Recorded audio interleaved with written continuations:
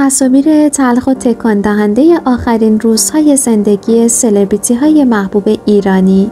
در این ویدیو شما را به دنیای عاطفی و غم‌انگیز میبریم. این هنرمندان بزرگ که در قلب ما جا دارند به دلیل بیماری سرطان و دیگر دلایل از دنیا رفتند و حالا زمان آن رسیده که به یاد آنها بپردازیم.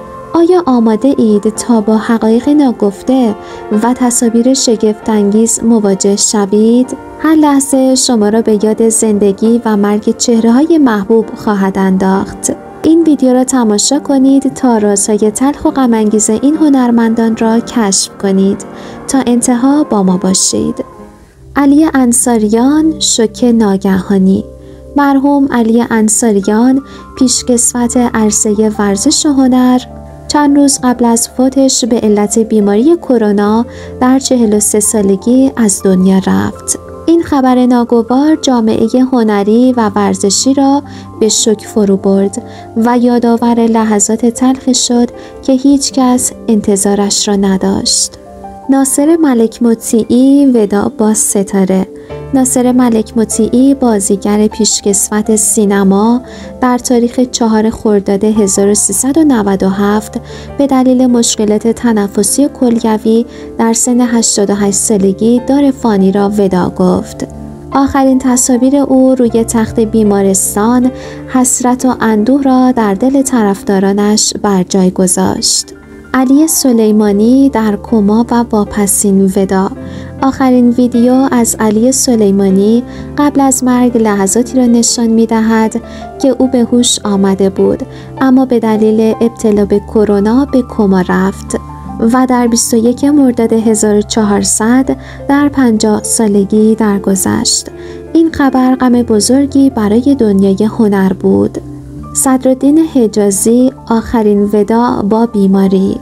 صدرالدین حجازی، بازیگر پیشکسوت، در تاریخ 24 شهریور 1403 در سن 74 سالگی در اثر سرطان ریه و سکته مغزی درگذشت. تصاویر آخرین روزهای زندگیش یادآور مبارزات او با بیماری بود. هوشنگ حریرچیان، وداعی در سکوت. هوشنگ حریرچیان، بازیگر پیشکسوت سینما و تلویزیون، در 30 مرداد 1403 به علت کهولت سن و در 92 سالگی درگذشت. آخرین تصاویر او در بیمارستان یادآور سالها هنر و تلاش او بود. اگه تا اینجای ویدیو همراهمون بودین لایک رو بزنید تا بریم برای ادامه ویدیو.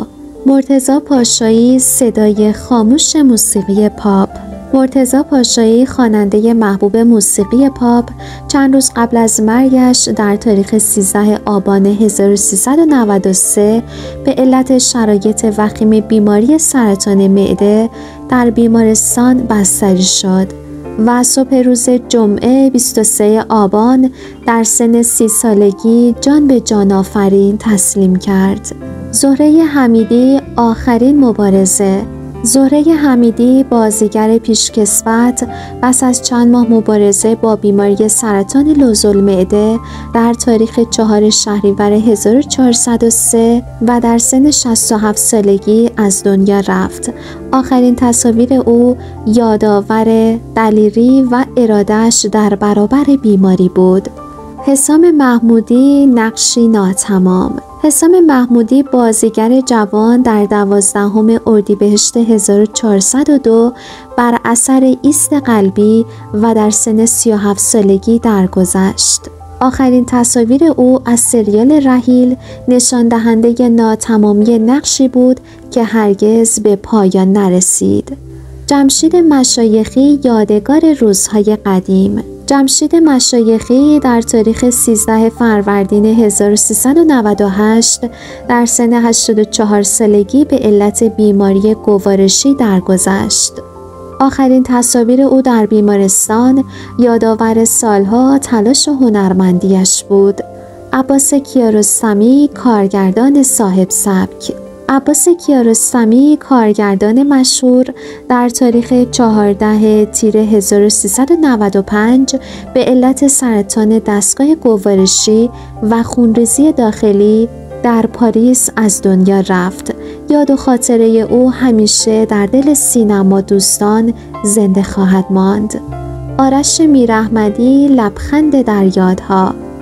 آرش میراحمدی، بازیگر سریال‌های طنز، در 28 شهریور 1402 پس از مدت‌ها مبارزه با بیماری سرطان پانکراس در 52 سالگی درگذشت.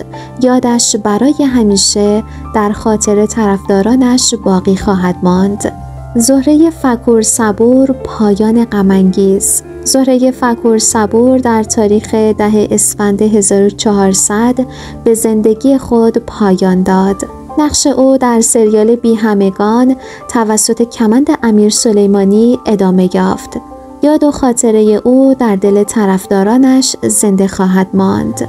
فردوس کاویانی، وداع با هنر. فردوس کاویانی، بازیگر پیشکسوت، در تاریخ 9 مهر 1402 به علت بیماری پارکینسون در سن 82 سالگی از دنیا رفت.